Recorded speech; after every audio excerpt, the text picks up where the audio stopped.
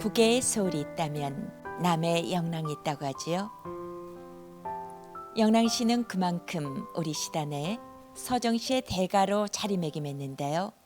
오늘은 남의 영랑, 영랑의 고장, 모란의 고장, 전라남도 강진군에 소재하고 있는 국가민속문화재 250여로 지정된 영랑시내 생가를 찾아왔습니다.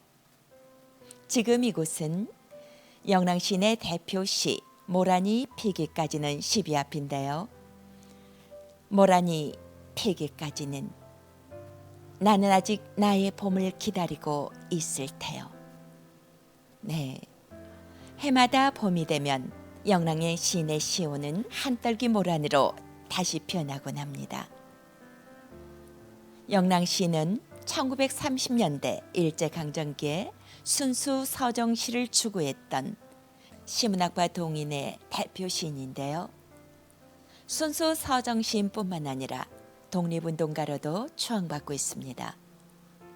영랑시인의 삶과 문학을 기리고 또 계승 발전시키기 위해 제정되었던 영랑시문학상이 올해로 21번째를 맞이했는데요.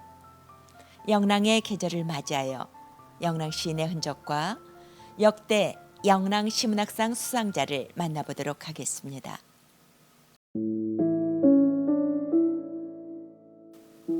(1919년) 김인년 3월 1일 대한독립 만세운동이 전국적으로 들불처럼 번지자 이때 당시 서울에서 휘문유숙에 재학 중이었던 영랑시인께서는 비밀리에 독립선언문, 애국가, 태극기 등을 입수하게 됩니다. 그리고 경찰들의 눈을 피해 구두 안창에 숨겨가지고 고향 강진에 내려오게 되지요. 고향 강진에서 뜻을 함께하는 친구들과 만세운동을 펼치기로 하고 1차 3월 28일, 2차 4월 4일을 거사일로 정하지요. 그러나 영랑시인께서는 준비하는 과정에서 체포되고 맙니다. 법정에서 1년형을 선고받고 대구 형무소에 수감되셨는데요. 어린 학생이라는 신분이 참작이 되어서 6개월 동안의 옥고를 치르고 석방하게 됩니다. 석방을 하고 난 후에도 일제에 항거하며 저항시를 쓰셨고 창식의 명과 신사참배를 하지 않았던 독립운동가였습니다. 늦은 감이 있지만 광진군과 후손들의 끊임없는 노력으로 2008년 금관문화훈장이 추서되면서 명실공히 영랑시는 독립유공자로 인정받게 되었습니다. 지금 이곳이 대량의 태극기를 준비했던 그리고 거사를 준비했던 사랑채입니다. 그리고 또 이곳에서는 잊지 못할 행사가 있었다고 하지요. 1945년 8월 15일 우리나라가 광복을 했을 때 이 벅찬 기쁨을, 이 벅찬 감동을 나누기 위해서 수많은 악사들을 초청해 애국가를 연주하고 목청껏 불렀던 장소이기도 합니다. 영랑시는 해마다 모란이 필 때면 전국에서 내로라는 문인들과 문학 지망생들을 초청해서 이곳 사랑채에서 시창작대를 열었다고 하는데요. 혹시 여러분은 영랑시인의 대표시 모란이 피기까지는 이 시가 휴지통에서 탄생되었다는 일화를 들어보셨는지요? 아마 그해 봄에도 영랑시인께서는 내로라는 문인들을 초청해서 이 사랑채에서 시창작대를 열었다고 합니다. 각자 쓴 시를 일어나서 발표를 하는데 영랑시인께서는 무엇이 못마땅하셨는지 쓰신 시를 구겨서 유지통에 버리셨다고 해요. 그 자리에 함께 계셨던 춘원 이강수 선생님께서 다 쓴 시를 왜 버리느냐고 휴지통에 버려졌던 시를 춘원 이강수 선생님께서 대신 낭독을 했다고 해요. 낭독이 끝나자마자 참석자들의 찬사와 감탄이 쏟아졌다고 하는데요. 바로 이 순간이 영랑의 대표시 모란이 피기까지는 명시가 휴지통에서 탄생하는 순간이었습니다. 영랑 시인은 우리들에게 87편의 주옥 같은 시를 남기셨는데요. 그 중에서 60여 편을 이곳 사랑채에서 쓰셨다고 합니다. 영랑 시인에게 강진이라는 것은, 고향이라는 것은 시심의 산실이지 않았나 싶습니다. 네, 이곳은 전라남도 해남군에 소재한 영랑 시인의 가족 선산입니다. 현재 영랑 시인은 부인 안기련 여사와 함께 경기도 용인 공원묘지에 안장되어 있는데요. 추후 강진군에서는 영랑 시인을 모란공원으로 모실 계획을 갖고 있다고 합니다. 훈훈한 이야기입니다. 이곳 가족 선산에는 영랑 시인의 부친후부터 3대가 잠들어 계신데요. 강진군에 기근이 들어서 군민들이 어려워할 때 수백 석의 고율미를 풀어서 국민들을 구했던 그 선행의 근거가 공독비로도 남아 있습니다.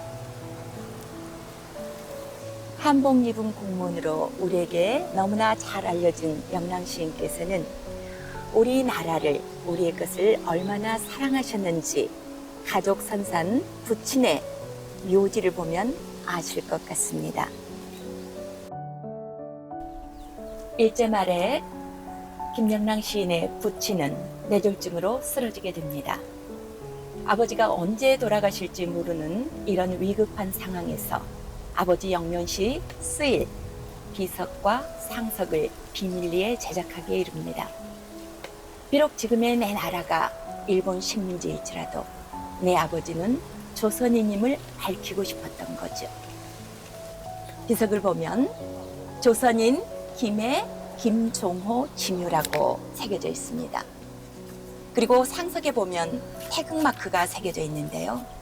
우리나라의 광복을 간절히 바라시는 영랑 선생님의 염원이 그 안에 들어 있습니다. 어찌 보면 서슬이 시퍼렀던 그 시절에 영랑 시인도 석공도 목숨 걸고 행한 일이었을 것입니다. 그러나 영랑 시인의 부친은 광복이 되고 난 연후에 9월에 돌아가시게 되지요. 광복이 된 후에 돌아가실 줄 알았다면 비석과 상석을 제작할 필요가 없었는데 말이죠. 이런 모습에서 영랑 선생님의 우리나라를 사랑하는 마음, 애국심이 느껴집니다.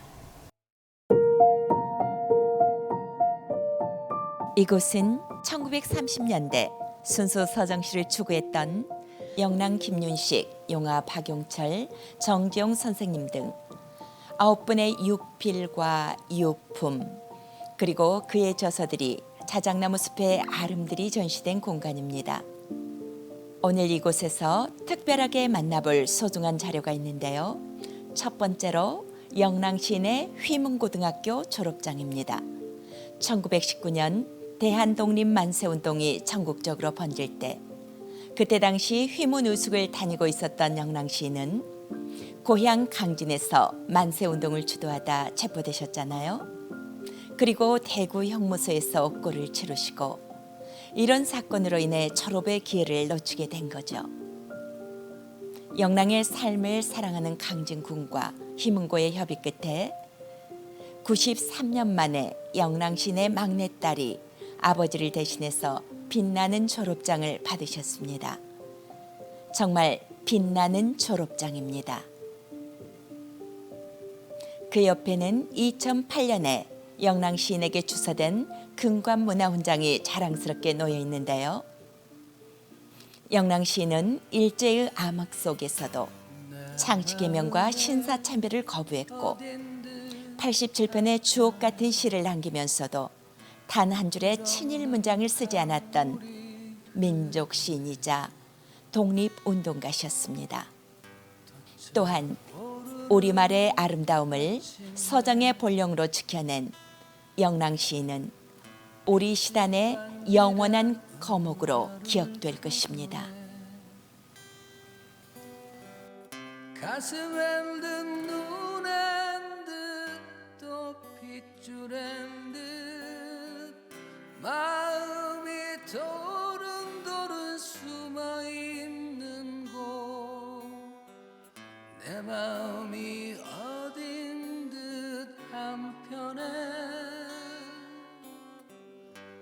끝없는 강물이 흐르네 끝없는 강물이 흐르네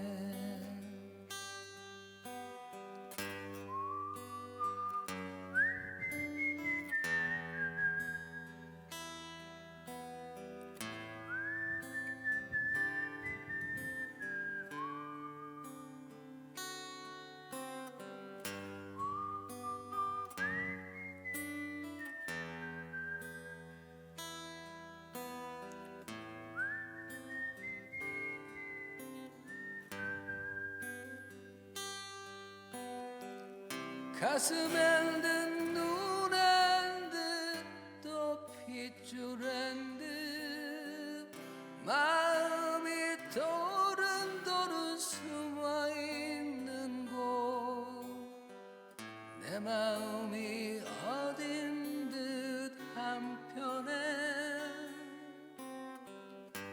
끝없는 강물이 흐르네 끝없는 강물이 흐르네 끝없는 강물이